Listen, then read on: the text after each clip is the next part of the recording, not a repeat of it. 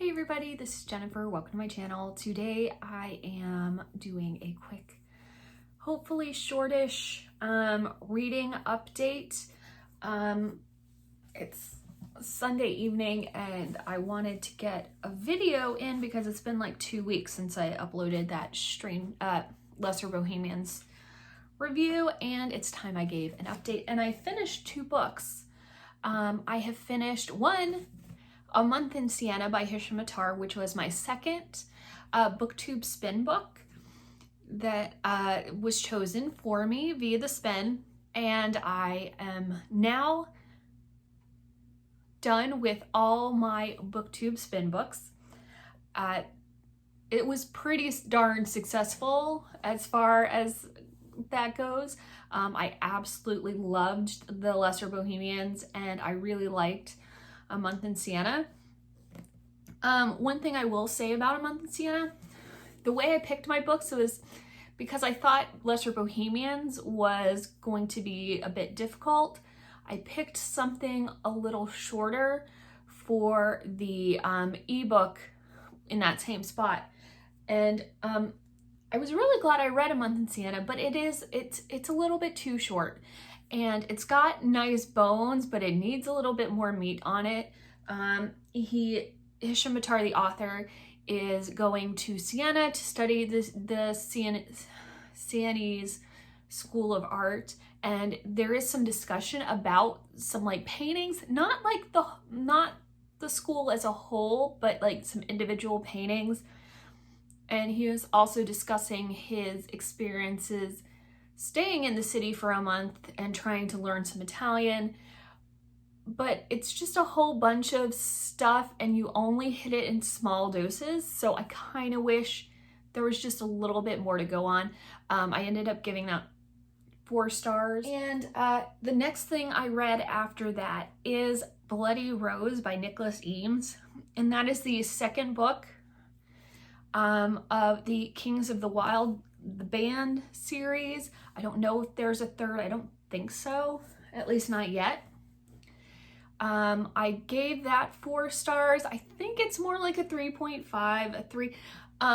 There are some like story points that I don't feel gets enough due. He's dealing with a lot of characters that have a lot of issues, and at the same time trying to build up this like fantasy world some more, with some more battle and, well, another big apocalyptic battle with humans versus monsters and all that. But I think I don't know, it might be setting up something more for later, it might not. I do feel this was kind of like a solid ending if it's going to be a duology, but who knows. Yeah, so it wasn't the 5 stars I was hoping it would be.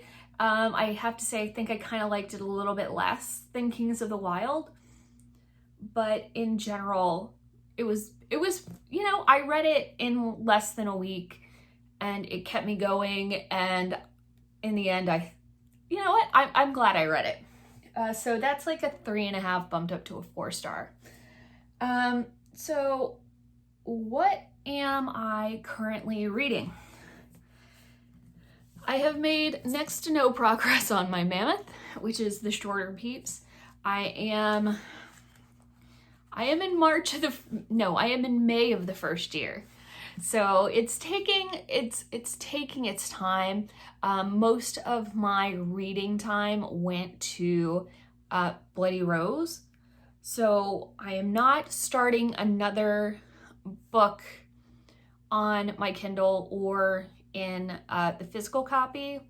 This is the one I am going to be reading when I am reading. So this past week, when I've been trying to get myself more into reading this, I've been doing some YouTube searches to find some like readings, and there are several good readings of several parts of the diary. And we're getting it to, like, I think we're getting to a very interesting section involving the restoration of King Charles II to the throne. and they're going to get him and his boss, basically the Earl of Sandwich. He might currently be the Earl, he might be becoming the Earl soon, I don't know, but that's the dude. And so they are on a boat and they're going to go get the king. So another thing I didn't know that my internet research has led me to is that several passages in this also deal with the Great London Fire and some plague. And so I didn't realize that. So it's giving me some more impetus to read this. I'm going to finish it. If I needed to, I could do a year a day, but I think, honestly, I'm not sure the diary format really makes me want to, like, I feel like if I read too much at one time, it's all just gonna run together. And like the days aren't going to mean much, but I don't know. You know, there's also some really good online resources there is pretty much an encyclopedia dedicated to the diary, where I was able to look up some, I think it's pepysdiary.com. I'll put a link in the description box. I was able to look up his musical instruments because he plays a lot of music, a lot on this recorder-like instrument called a flageolet or something, and then some lyres and violins and stuff like that. So yeah, I'm starting to pick up interest. I do not know. As a matter of fact, I probably won't finish this by the end of March, but I'm going to keep going and I'm not DNFing it anytime soon. So for my audio, I am listening to the audiobook version of Mythos by Frye, which is his retelling of the Greek myth. We've gotten through the part with the Olympians fighting the Titans and all that. We've gotten to the part where, and then the Olympians have been established, and now it's humanity dealing with the gods and all that, and the stealing a fire and Prometheus being punished. So yeah, that's where we're at for that.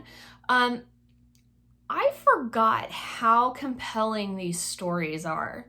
I've taken several classics classes, including some ancient humanities classes and stuff like that. So I know most of this already, but I just forget how, I don't know. I don't always think about how compelling, but yeah, this is really compelling. I'm not sure how I feel about Stephen Frye's authorial voice.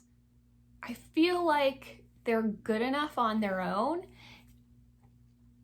and the slants he puts on there sometimes doesn't quite gel with my estimation of the stories, but he is reading the audiobook and his actual voice is awesome, and I quite enjoy his reading of it. So I've been going really, I've made a lot of progress with that recently. So I am absolutely enjoying it. I'm keeping an open mind about Frye's slant on these stories and his interjections of his own personality in modern sensibility. So yes, that is what I'm reading right now. Hopefully within the next week, I will do another catch up, maybe a while before I finish anything. So I don't know when we're gonna speak next, but I'll think of something. All right, thank you guys so much for watching. Bye.